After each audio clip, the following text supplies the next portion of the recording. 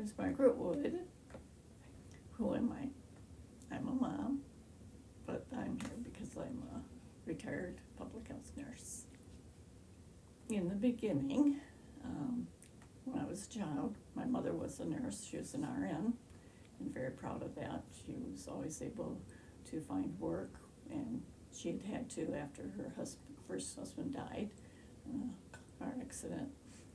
And she always stressed to us, the importance of being able to provide for your children. And at that time, as I was growing up, and in high school eventually, there weren't that many occupations for women, and I admired my mother a lot. If you hadn't gone into nursing, what would you have liked to have done? I wanted to be a forest ranger. Why a forest ranger? Because also, I guess my mother did have a lot of influence on my dad too.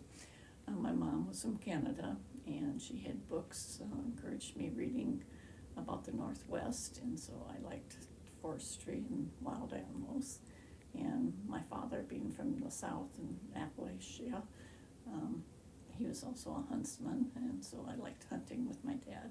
And occasionally, with my mother, I had a few instances where I would meet people who she had taken care of, or the families of people she had taken care of. She had worked in major hospitals, and some of the people from our small town went to those hospitals, oncology, for cancer, and she had taken care of some of their siblings, and just to hear them talk about her, it was impressive.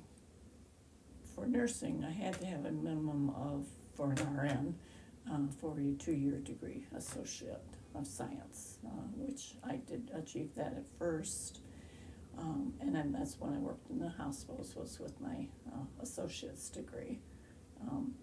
Early on, like in my mother's day, they primarily just had diploma programs, which were a 3-year degree. I think it was in the 50s, maybe late 40s, they started coming out with the associate degree nursing for an RN. But as I liked hospital nursing, but I wanted to, as I said earlier, have the flexibility. And so I went back to get my bachelor's degree in nursing, because in order to be a public health nurse at that time, you had to have a bachelor's in nursing.